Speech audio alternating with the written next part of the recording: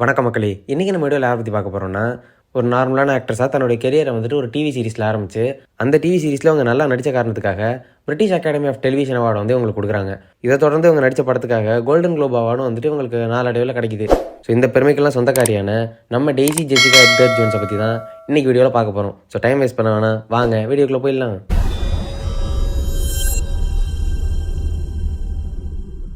நம்மளோட லிஸ்ட்டில் 5வது இடத்தை பிடிச்சிருக்குது ஆன் ஷிஃப்ட் ஹார்சஸ். 2024 வந்த இந்த படத்தை ஒரு ரொமான்ஸ் ட்ராமா ஃபில்மாக எடுத்திருக்காங்க. இந்த படத்தோட கதை என்னென்னு பார்த்தீங்கன்னா, மியூரியல் அப்படின்ற பொண்ணு தன்னோட ஹஸ்பண்டோட புதுசாக வந்துட்டு ஒரு லைஃப்பை ஸ்டார்ட் பண்ணலாம் அப்படின்னு நினைக்கும் போது எதிர்பாராத விதமாக இவள் ஹஸ்பண்டோட பிரதர் வந்து இவங்களோட லைஃப்பில் வந்து இல்லாத போலாத வேலையெல்லாம் பார்த்துட்டு போயிடுவாங்க. இந்த சமயத்தில் நம்ம ஹீரோயினுக்கு வந்துட்டு இன்னொரு வாழ்க்கையும் இருக்குது. அது என்னன்னா வந்துட்டு இந்த குதிரை ரேஸில் வந்து பெட்டு கட்டுறது. ஸோ இதை தொடர்ந்து இவங்க லைஃப்பில் வந்துட்டு எதிர்பார்க்காத ஒரு காதல் கதை இங்கேருந்து ஆரம்பிக்கும். ஸோ வழக்கத்தை விட கொஞ்சம் டிஃப்ரெண்ட்டான பிளாட் ஸ்டோரி வச்சிருக்க அந்த படம் வந்துட்டு ஒரு R-rated ஃபிலிம். பிகாஸ் இதில் கொஞ்சம் நியூட் சீன்ஸ் வரதுனால இதை வந்துட்டு நீங்கள் ஃபேமிலியோட பார்க்க வேணாம். இந்த படத்துக்கு நாங்கள் கொடுக்கக்கூடிய ரேட்டிங் 6.3. அடுத்தது நம்மளோட லிஸ்ட்டில் 4வது இடத்தை பிடிச்சிருக்கிறது பான் லைஃப். 2018 வந்த இந்த படத்தை ஒரு ஃபேமிலி ட்ராமா ஃபில்மாக எடுத்திருக்காங்க. இந்த படத்தோட கதை என்னென்னு பார்த்தீங்கன்னா, 1994 நடக்கிற மாதிரி இந்த படத்தை காட்டியிருப்பாங்க. இங்கே வந்துட்டு ஒரு சின்ன வில்லேஜ் இருக்குது. இது வந்துட்டு டான்காஸ்டர் அப்படின்ற பகுதிக்கு வந்து வெளியே இருக்குது. இந்த வில்லேஜில் வந்துட்டு ஒரு சின்னோண்டு குளம் இருக்குது. இந்த குளத்தில் வந்து பெரிய சைஸில் ஒரு கெண்டை மீன் இருக்கிறதா வந்து ரொம்ப காலமாக எல்லாரும் சொல்லிட்டு இருக்காங்க. இந்த கெண்டை மீனை பிடிக்கணும் அப்படிங்கிறதுக்காக நம்ம படத்தோட ஹீரோ வந்துட்டு ரொம்ப முயற்சி பண்ணுவார். பட் அதை பிடிக்கவே முடியாது. இந்த கெண்டை மீனை பிடிக்கிறதுக்காக தன்னோட நண்பர்கள் உதவியோட இவங்க போட்டை எடுத்துக்கிட்டு உங்களுக்கு வந்து பல முயற்சிகள் வந்து செஞ்சுக்கிட்டு இருப்பாங்க. அந்த படத்தை வந்து பில்ட் பண்ணி எலிவேட் பண்ணி கொண்டு போகிற அந்த சுச்சுவேஷன்ஸ் எல்லாமே வந்து ரொம்ப அழகாக இருந்துச்சு.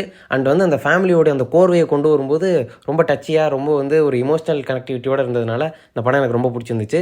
இந்த படத்துக்கு நாங்கள் கொடுக்கக்கூடிய ரேட்டிங் 6.3.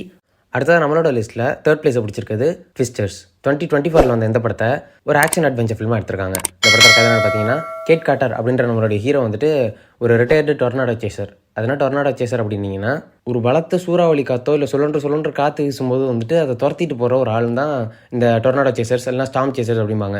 எதுக்காக இவங்க இதை பண்ணுறாங்க அப்படின்னா பல காரணம் இருக்குங்க. ஒன்று வந்துட்டு இவங்க ரிசர்ச் பண்ணுறதுக்காகவும், அப்புறம் வந்துட்டு வின் ஸ்பீடு, அப்புறம் டொர்னாடோ வந்துட்டு எவ்வளோ எஃபெக்டிவாக இருக்கும், இது ஊருக்குள்ளே வருமா, மேற்கொண்டு பல டொர்னாடோஸ் உருவாகுமா அப்படிங்கிறத செக் பண்ணுறதுக்காக இந்த ஜாப் வந்துட்டு இருக்குது. இது இந்தியாவிலையுமே இருக்குங்க. இப்படி தன்னுடைய வேலையை வந்துட்டு சக்ஸஸ்ஃபுல்லாக முடிச்சு ரிட்டையர் ஆன நம்ம ஹீரோக்கு திரும்ப வந்துட்டு ஒரு டொர்னாடோ பற்றி ரிசர்ச் பண்ணுறதுக்காக ஓக்லஹோமாவில் வந்துட்டு ஒரு வாய்ப்பு கிடைக்குது. இப்போ இவர் சந்திக்க போகிற அந்த டொர்னாடோ இது வரைக்கும் ஒரு லைஃப்பில் வந்துட்டு பார்க்காத அளவுக்கு ரொம்ப பெரிய சைஸு. அண்ட் இதை வந்துட்டு சமாளிக்கிறதுக்காக இவங்களுக்கு ஒரு டீமும் புது டெக்னாலஜிலாம் கொடுத்துருப்பாங்க. பட் இவங்க எதிர்பார்க்காத விஷயத்தை அந்த டொர்னாடோ வந்து உங்களுக்கு பண்ணும். ஸோ இது ஒரு பயங்கரமான ஒரு டிசாஸ்டர் ஃபிலிம்னே சொல்லலாம். இந்த படத்துக்கு நாங்கள் கொடுக்கக்கூடிய ரேட்டிங் 6.8. அடுத்தது நம்மளோட லிஸ்ட்டில் 2nd பிளேஸை பிடிச்சிருக்குது ஃப்ரெஷ். 2022 வந்த இந்த படத்தை ஒரு சைக்காலஜிக்கல் த்ரில்லர் ஃபிலிமாக எடுத்திருக்காங்க. இந்த படத்தோட கதை என்னென்னு பார்த்தீங்கன்னா, படத்தோட நம்ம ஹீரோயினான டெய்ஸி வந்துட்டு உங்களுக்கு நிறைய டேட்டிங் ஆப்ஸில் வந்துட்டு சர்ஃப் பண்ணி அப்பா போதும்டா, யாரையுமே ட்ரஸ்ட் பண்ணுற மாதிரி இல்லை, இந்த டேட்டிங் ஆப்ஸே வந்துட்டு எரிச்சலாக வருது அப்படின்ற ஒரு மைண்ட் செட்டில் இருக்கும்போது ஒரு ஸ்டோரில் வச்சு நம்மளோட ஹீரோ வந்து பார்க்குறாங்க.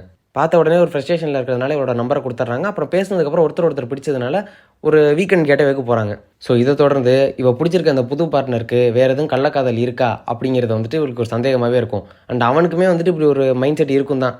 ஸோ இந்த 2 பேரில் யாராச்சும் வந்து ஒருத்தர் வந்துட்டு சீட் பண்ணி இந்த டேட்டுக்கு வந்திருக்காங்களா அப்படிங்கிறத வந்துட்டு இந்த படத்தில் காமிக்கிறது மட்டும் இல்லாமல் மேற்கொண்டு இன்னும் பலான விஷயங்கள் வந்து இந்த படத்தில் வரும். அதனால் இது ஒரு R-rated படங்கிறத அந்த இடத்துல சொல்லிக்க விரும்புகிறேன். ஃபேமிலியோட பார்க்காதீங்க, தனியாக பார்க்குறேன்னா பாருங்கள். இந்த படத்துக்கு நாங்கள் கொடுக்கக்கூடிய ரேட்டிங் 7. அடுத்ததாக நம்மளோட லிஸ்ட்டில் 1st பிளேஸை பிடிச்சிருக்குது வேர் த க்ரௌடட் சிங். 2022 வந்த இந்த படத்தை ஒரு சஸ்பென்ஸ் மிஸ்ட்ரி ஃபிலிமாக எடுத்திருக்காங்க. இந்த படத்தோட கதை என்னென்னு பார்த்தீங்கன்னா, 1950 காலகட்டங்களில் கியா கிளார்க் அப்படின்ற ஒரு பொண்ணு இருக்கா. இவள் வந்துட்டு சவுத்தை சேர்ந்த ஒரு சதுப்பு நிலத்தில் வந்து வாழ்ந்துட்டு இருக்கா. ஸோ இந்த பொண்ணு வந்துட்டு தன்னுடைய ஃபேமிலியால் கைவிடப்பட்டதுக்கப்புறம் உங்களுக்கு வந்து தன்னைத்தானே வந்துட்டு இந்த முட்டி மோதி வளர்ந்து தன்னோட வாழ்க்கையில் வந்து மின்னுக்கு வருவாங்கள்ல, அப்படி வந்திருப்பா. பட் இவ இருந்த வில்லேஜில் இருந்த ஒருத்தர் வந்து இறந்து போயிடுறாரு எதிர்பார்த்த விதமாக. ஸோ இந்த மரணத்துக்கு வந்துட்டு இவ சம்மந்தப்பட்டிருக்கா அப்படின்னு சொல்லி போலீஸ் வந்து இவளை அரெஸ்ட் பண்ணிட்டு போயிடுறாங்க. ஸோ ரொம்ப நாளைக்கு அப்புறம் வந்து நம்ம ஹீரோயின் வந்து இப்போ வீடு திரும்புறாங்க அப்படின்னே சொல்லலாம். ஸோ இந்த இறந்து போனவருக்கும் நம்ம ஹீரோயினுக்கும் என்ன சம்மந்தம், இந்த மர்டரை இவங்க பண்ணியிருக்கிறதுக்கான வாய்ப்புகள் இருக்கா, அண்ட் மேற்கொண்டு எதுக்காக இவங்களை வந்துட்டு ஒரு சதுப்பு நில பெண் அப்படின்னு நான் குறிப்பிடுறேன் அப்படிங்கிறதையும் நோட் பண்ணிக்கோங்க. அப்புறம் படத்தோட டைட்டிலும் வந்துட்டு ஒரு பெரிய மிஸ்ட்ரி ஓப்பனராக இருக்கும் உங்களுக்கு எண்டில். ஸோ அது என்னங்கிறத பாருங்கள். இந்த படத்தில் எஸ்பெஷலாக சொல்லணும்னா நம்ம டெய்ஸி எட்கர் ஜோன்ஸோடைய இன்னசென்ட்டான அந்த நடிப்பும், அப்புறம் வந்துட்டு எங்கெங்கெல்லாம் வந்து அவங்களோட எமோஷன்ஸை வந்து பீக்னஸ் காட்டணுமோ அதெல்லாம் கரெக்டாக காட்டினதுனால இந்த படம் வந்துட்டு ரொம்ப கச்சிதமாக இவங்களுக்கு செட் ஆகிடுச்சு அப்படின்னு சொல்லலாம். அண்ட் இவங்களுடைய ஃப்ளாஷ்பேக் சொல்லும்போது ஒரு இறுக்கமான மைண்ட் செட்டுக்கு வந்து டேரக்டர் நம்மளை கொண்டு போயிட்டு அப்புறம் திரும்ப வந்துட்டு ப்ரெசென்ட்டுக்கு கொண்டு வரும்போது அந்த ஃபீல் வந்து இன்னுமே அற்புதமாக இருந்துச்சுங்க. இந்த படத்துக்கு நாங்கள் கொடுக்கக்கூடிய ரேட்டிங் 7.4. ஸோ அவ்வளோதான் நண்பர்களே. இது மாதிரி வீடியோ உங்களுக்கு ஏதாவது தேவைப்பட்டுச்சுன்னா கூச்சப்படாமல் கமெண்ட் பண்ணுங்கள், நாங்கள் கண்டிப்பாக பண்ணுறோம். சேனல் பிடிச்சிருந்துச்சுன்னா சப்ஸ்கிரைப் பண்ணி போட்டுக்கோங்க. பாய்.